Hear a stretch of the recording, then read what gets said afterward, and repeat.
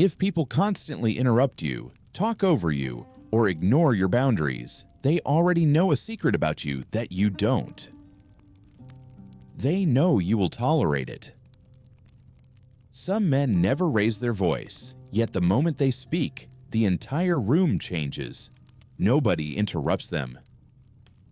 Others argue harder, defend themselves louder, try desperately to be understood, and still get completely ignored. Why? Because authority was never hiding in volume, it hides in stillness. Seneca warned us centuries ago, most powerful is he who has himself in his own power. Let's look at your reality. You grind through the modern rat race, watch the cost of living eat your paycheck, and navigate a society where everyone is constantly offended. When someone crosses the line, your instinct, conditioned by the fear of conflict, is to play the nice guy, to keep the peace, to explain your side of the story. But the moment you over-explain yourself, you hand a stranger the gavel to judge your life. Today, I am giving you 5 specific Stoic phrases that command immediate weight in any room. No aggression, no shouting, just pure, unshakable control. Phrase 1. I see your perspective, but I see it differently. Most people suffer from a submission reflex. When faced with disagreement, they panic, they interrupt, they justify, they try to destroy the other person's viewpoint to validate their own. An ancient philosophical proverb reminds us, we have 2 ears and 1 mouth, so we should listen twice as much as we speak. Imagine you are in a tense meeting. A colleague trying to climb the ladder presents a terrible idea or subtly tries to undermine your work. The room goes quiet.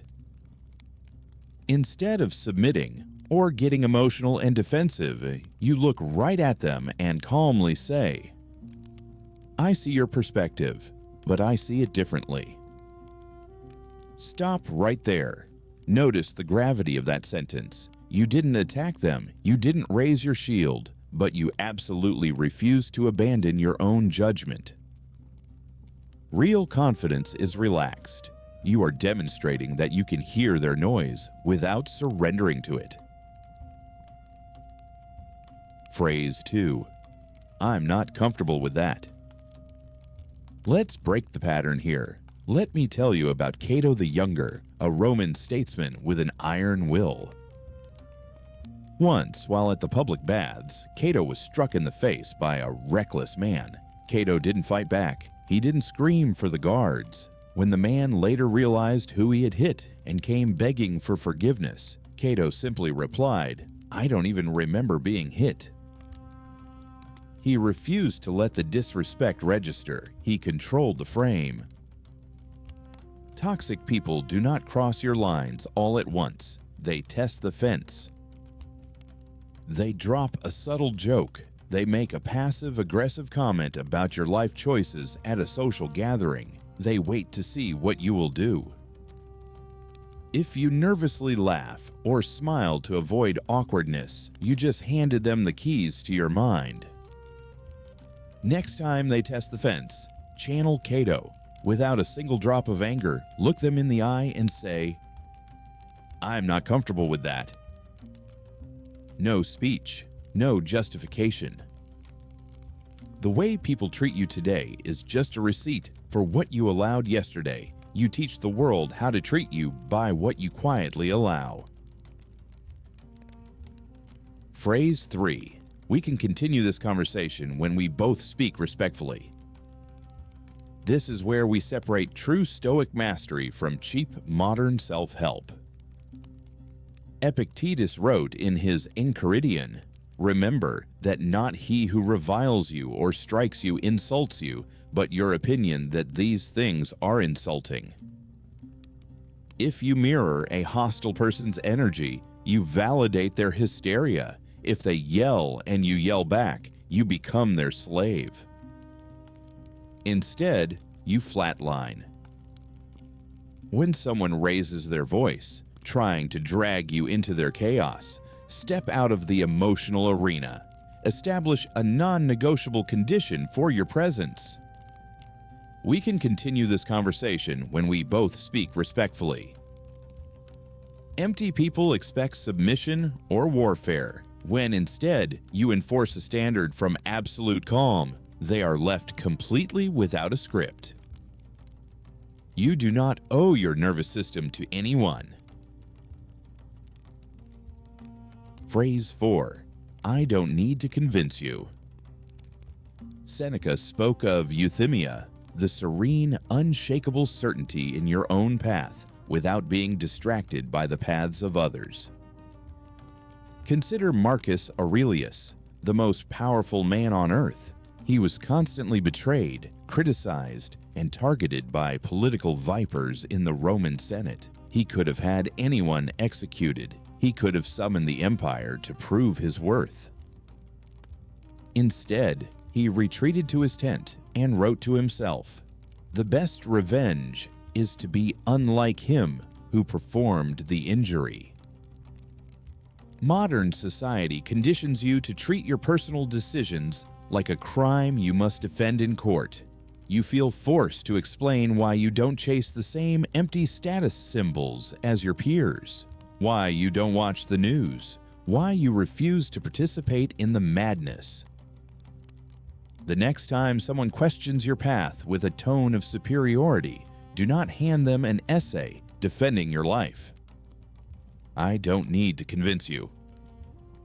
Burn this into your mind. Every excuse you give buys another minute of disrespect. He who does not seek applause cannot be manipulated. Phrase 5. That does not deserve my energy. I want to tell you about Agrippinus, a hardcore Stoic philosopher. During the reign of Nero, Agrippinus was brought to trial in the Senate for his beliefs. A friend ran to him, panicked, and said, "They are trying you in the Senate right now." Agrippinus looked up calmly. "Good. What time is it?" "The 5th hour," his friend replied. "Then let us go bathe and exercise," Agrippinus said. He was later informed that he had been condemned to exile. His response, "Very well, we shall dine in Aricia instead of Rome." That is ultimate detachment, the absolute refusal to give a single drop of emotional energy to something unworthy of it. There are men right now spending their lives mentally arguing with a toxic ex or a manipulative boss. They are drinking poison and expecting the other person to die. When someone tries to provoke you, you don't need a revenge speech. You simply say, "That does not deserve my energy," and you walk away. If you have exhausted yourself trying to win pointless arguments and are ready to take back your mind, leave a comment down below with 3 words right now. I choose silence. Let's see who is joining the Brotherhood today. You now have the verbal armor to protect your dignity. But external tactics are useless if your internal mind is a battlefield. Listen to me carefully. Dignity is not something the world hands to you on a silver platter. It is a fortress you quietly build and ruthlessly protect. Your time on this earth is slipping through your fingers every second. Do not waste another breath proving your worth to people who are committed to misunderstanding you. The world has never respected a man who begs for attention. It always respects the man who can walk away. I will see you in the next one.